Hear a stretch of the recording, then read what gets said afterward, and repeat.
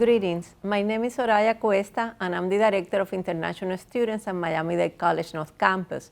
Today we have the honor and the privilege to have the Honorable Sylvia Cesaratto, Consul General of Canada in Miami, discussing the topic of energy and climate change. This conversation is part of the Building Global Leaders International Environmental Series and in collaboration with the Center for the Advancement of Language and Cultural Studies in the Department of World Languages.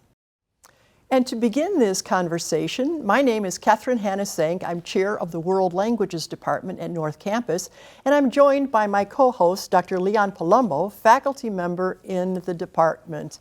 And we are here to welcome Consul General Sylvia Cesaratto. Welcome, and we are so happy that you're here with us today. Well, thank you both for having me. It's such a pleasure. Merci beaucoup. So happy to be here.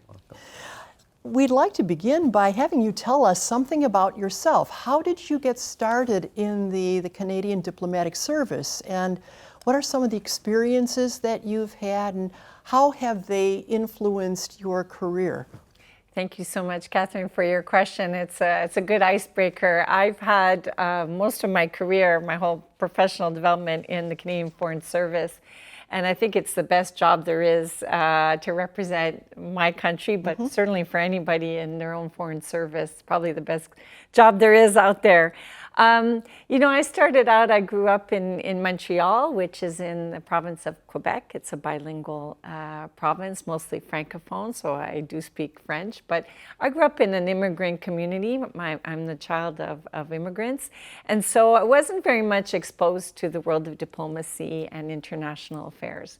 But thanks to one of my first jobs outside of university, after university, I was made aware of this opportunity, and I competed, and lo and behold, was successful. And it's a very long process, and I think it's the same for the U.S. State Department. It's a very long and very competitive process.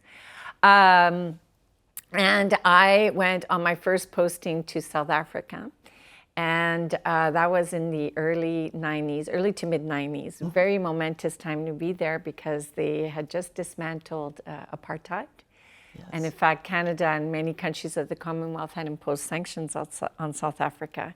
And so I was one of the first people back in to help promote commercial relationships with South Africa, myself and a colleague. And what a great time to be there, because I also participated in the first free elections that took place over 3 days. That was the elections that elected, of course, President Mandela. From there, I was posted to London, Brussels. I was Canada's ambassador in Panama, and now I'm on my 5th overseas assignment in Miami. So I've had a very varied and very rich career, and I think I'm now, you know, with the cherry on top, being here in Miami, really the culmination of all of my previous experiences. And the office, we're at the Consulate General, is in Miami. We cover all of Florida, Puerto Rico, and the U.S. Virgin Islands. It's been a tremendous opportunity, really, to represent my country at the highest levels. Oh, how wonderful. Thank you. Thank you, Consul Cesaratto, for being here today. What is the role of the Consulate General of Canada in Miami?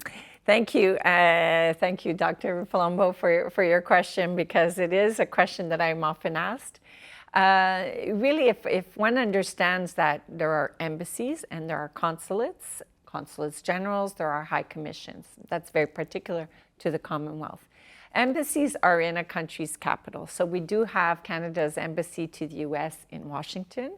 And in fact, it's one of the biggest that we have in the whole international network. And that really is representative of the importance of our bilateral relationship with the U.S., which is, by any measure, the greatest bilateral relationship that exists, actually, probably around the globe. We have about 200 people there in that embassy. But outside of Washington, we also have offices, like in Miami, and we have 12 such offices across the U.S., and we're called consulates generals because we're not in Washington. But other than that, we perform all of the same functions as the embassy. And what does that look like? Well, firstly, we provide services to Canadian citizens. That's called consular, the consular services. So if a Canadian loses their passport, and that does happen quite often, or if they need attestation of a certain document to attest to their Canadian citizenship, or if they get in trouble with the law, for instance, and need some kind of support, that we are there to provide that service. That's the consular piece.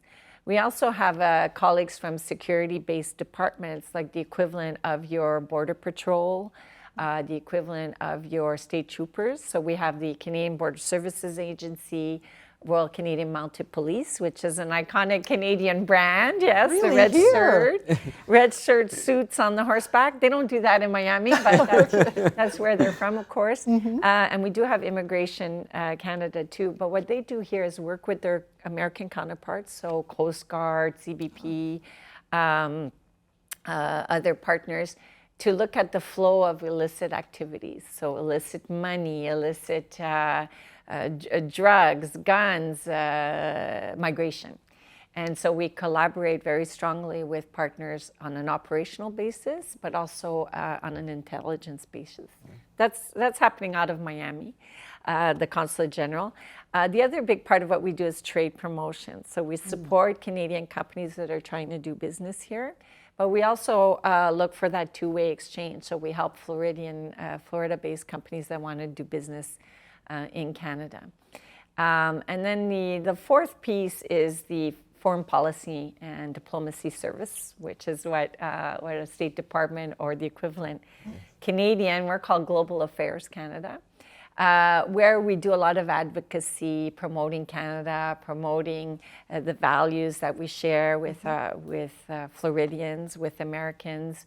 But we also do a lot of political analysis. So what's happening in Florida at a political level that we should be aware of and advise our political leaders or advise our business executives on where the trends are, what's happening. And of course, Florida, being such an important state in terms of some of the candidates that are coming forward for the Republican Party, has kept us particularly busy. So we do a lot of that analysis and work. And then on that front, we work with partners on climate change, on the environment, on human rights, so all of the big priorities under foreign policy. Well, that leads me into our next question, and that is, what is the focus of the Canada-U.S. relations when it comes to climate change and energy? Well, thank you very much for that question, Catherine. Maybe I'll take just a step back to say, as I noted before, that Canada and the U.S. share a very important relationship. It's rich, it's deep, it's multifaceted, and mostly predicated on a commercial relationship. But also, we share the longest undefended international border in the world at I think it's over 5,500 miles. And that means that we do have a lot of trade, and that we want to secure that trade. So we want to secure the border while facilitating movement of people and goods. But we also want to promote a North American secure hemisphere, which is what we do with Mexico, US, and Canada, of course. And the security relationship is a big part of that bilateral trading relationship, but also the security piece. In fact, our two governments, and in fact our three governments along with Mexico, have really focused on enhancing our cooperation on climate change, which is a key priority, reducing our emissions and taking a coordinated approach, supporting progress towards sustainability, resilience, and clean energy. And it's the clean energy piece that I'm very bullish about. Canada and the US share a highly integrated energy relationship. We are each other's principal source of imported energy. So in fact, little known fact, Canada is the top supplier of energy to the US, be it oil, natural gas, clean electricity, or uranium. Just to give you a sense of the order of magnitude, our two-way energy trade reached almost $240 billion last year, Okay, that's just a number, but that's about 25% of our overall exchange. We, Canada, supply 61% of the U.S. Imports of crude oil, 98% of your natural gas, 93% of your electricity, and 28% of uranium. So all of that import, most of it comes from Canada. And I think that's significant because we are a secure partner, we're a safe partner, and we're a like-minded partner. And really that energy, or trade in energy has lifted our relationship to where it is now. Our energy independence is becoming more and more crucial to national security. And as we move towards renewable resources, it underpins this independence. And I think given world events, we see what's happening in Europe with Russia's invasion of Ukraine, and now, of course, what's happening in Israel and Gaza with the risk that it goes wider to involve more of the Middle East.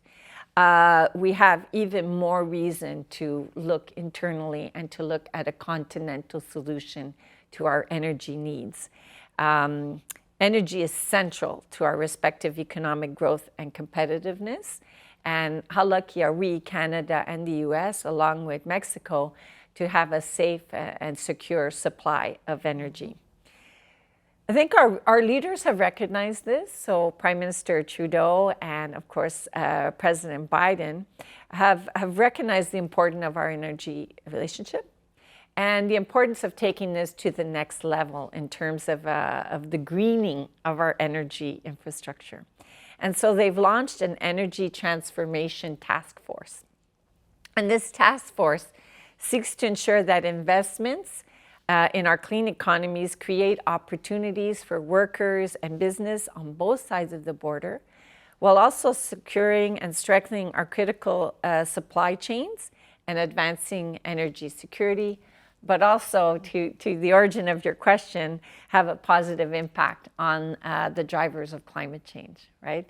So I think those are two intricately linked issues. Stable energy is crucial to industries that fuel international trade. And both of our countries are linked through a North American Free Trade Agreement that, of course, also includes Mexico. You call it here the USMCA. We call it the CUSMCA. We put Canada first, but at the end of the day, it's the same agreement. And really, it's about how can we facilitate that flow and strengthen a North American offering. We are stronger and more successful together.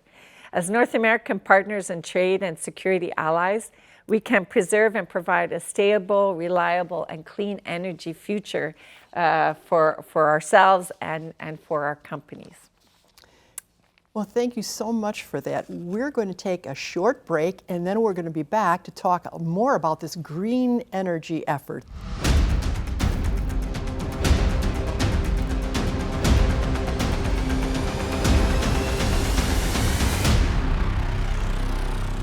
Learn and earn today at Miami-Dade College.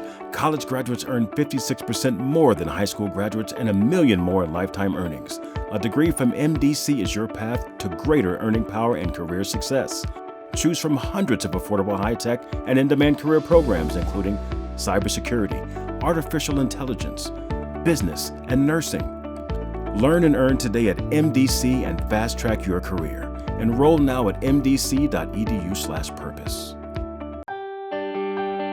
Fresh thinking is being served at Miami-Dade College. Create your own recipe for success in the evolution of food culture at the Miami Culinary Institute. Learn the skills you need to jumpstart your career in the culinary arts. Turn green into gourmet and celery into salary. Miami Culinary Institute. Food, culture, innovation. Visit us at miamidadeculinary.com. Register now. Miami Culinary Institute. Miami-Dade College has career paths in anything you want to be. What's your story? Be global. Be cutting edge. Be inventive. Be investigative. Be a hero. What do you want to be? Be the best. Be you. Be MDC.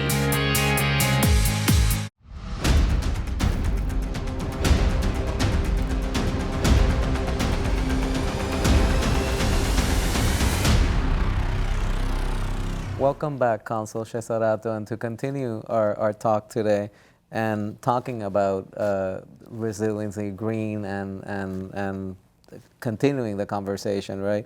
What are the goals of the green energy transition and low carbon economy in Canada? Well, thank you for your question. And I have to say, our goals are shared by the U.S. as well. I think, as I've noted before, is that both of our countries and our leaders have understood that we need to be working towards green energy and a low carbon economy. And that's where our future prosperity lies. And I think this is also a vision that's shared by all of the G7 countries.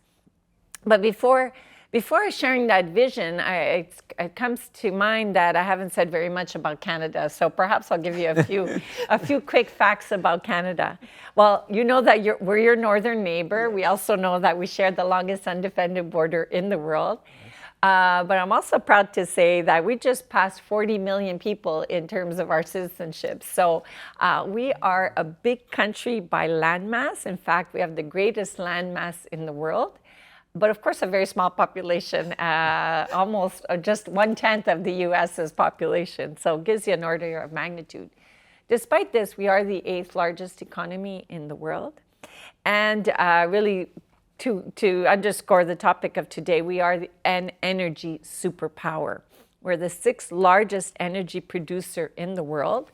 I would note, however, that the US is number 2. So taken together, we're pretty powerful worldwide. And we have one of the largest and most diverse supplies of energy. In fact, energy accounts for about 10% of our GDP, gross domestic product, and employs over 600,000 Canadians directly and indirectly. We export energy to over 140 countries, although the US buys 91% of what we sell. So what's left for the rest of the world is very little. We do also import energy, and in fact, we import most of our energy from the US. So I think that's a bit of a conundrum. How come we sell and buy to each other? Yes. That's because of the different energy mixes and different needs, and also where we are in the country. So Northwest trade, Canada, US, is different East Coast versus West Coast. More than half of the electricity in Canada, in fact 60%, is produced by hydro sources, so water. Mm-hmm. We have a lot of water up in Canada, mm-hmm. and we have a lot of hydro plants. And then the remaining is made from clean energy sources, almost 83%, including natural gas, nuclear, wind, biomass, solar. We have 83% coming from non-emitting sources. The US is at 40%. So that's where we see that there could be opportunities for Canadian solutions to help the US reach its own goals in terms of a net zero economy. Canada is also rich in fossil fuels, so coal, oil. We're the 4th largest proven oil reserves in the world. We're fortunate to have these riches, as I said, but we are betting big, as is the US, on a green energy transition. What does that mean? That means we want to move away from fossil fuels, mm-hmm. we want to move away from oil and coal, and rely even more heavily on renewables.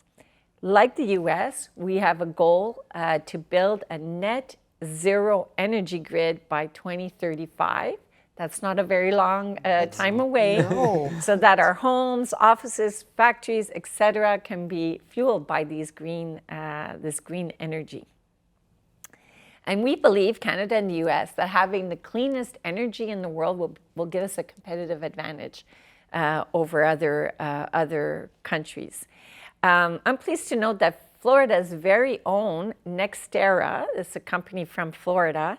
And in fact, it's the most valuable in terms of value, mm-hmm. US power company in the country. leading generator of renewable energy from wind and sun, are very, very present in Canada, but all over the US. And I think they're a company that you can be very proud of as Floridians.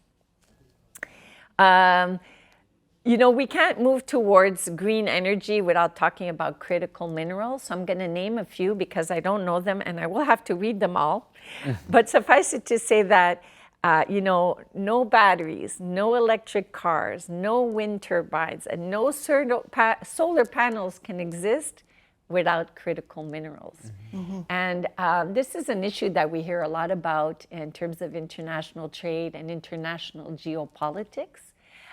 Because there are countries that aren't as like-minded as Canada and the US that are going around the world and buying the deposits of critical minerals to secure the whole value chain for these next generation products that we will need.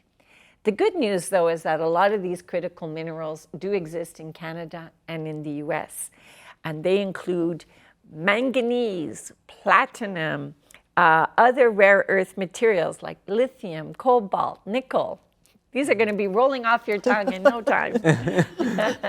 And they're here in Canada, they're here in the US. And our two governments have established a critical mineral strategy to kind of secure that supply. We don't want countries that don't share our values and that are not like-minded, that don't maybe uphold the international rules-based system to be coming and buying those primary materials that we will need to grow the sectors of the economy to support the greening of our energy grid. So on that, we are very like-minded. Thank you. You've mentioned Florida earlier in the company Nextera and how it is one of the companies that's having an impact on that. Could you expand a little bit more on how you see the relationship with Florida growing, and especially in terms of the promotion of climate resiliency or some of the technology? What would that be? Thank you so much for the opportunity. One thing that I do as Consul General, I talked a lot about what my office does, but one thing that I do a lot is just advocating and sharing the narrative, as I'm doing here today, about the importance of the Canada-US relationship. But my particular interest is in saying how important the Canada-Florida relationship is as well. When we look at the continuum of international trade and visitors and investment, Canada is Florida's top international economic partner. And I'll dive into that a little bit, but predicated on that is what we see in the future, and I'll come back to your question. We are one of the state's top export markets. In fact, Florida sells more to Canada than to almost any other country in the world. And we are your third source of import. So you buy more from Canada than almost any other country in the world. At 11 billion in terms of two-way trade. Oh, wow. Now, yes, I think you buy more from Brazil and maybe sell more to the UK, but taken together, we're your top partner there. We certainly send you more tourists than any other country in the world, and that may be something you're very familiar with. Yes, indeed. You'll recall that earlier I said Canada just hit 40 million in terms of our citizens.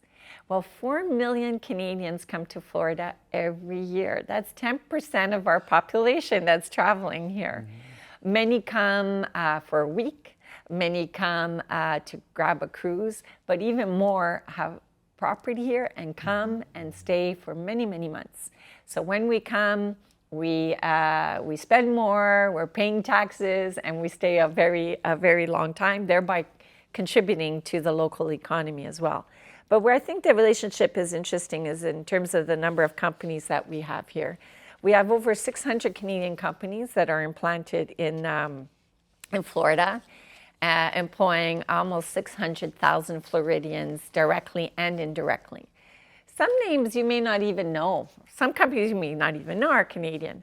For instance, maybe you do know that TD Bank is Canadian.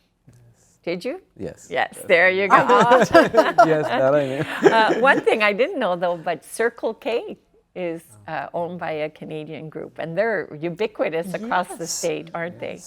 Others are less well known, like Tampa Electric. TECO is owned by a Canadian utility. So we have very small companies that are here to very big.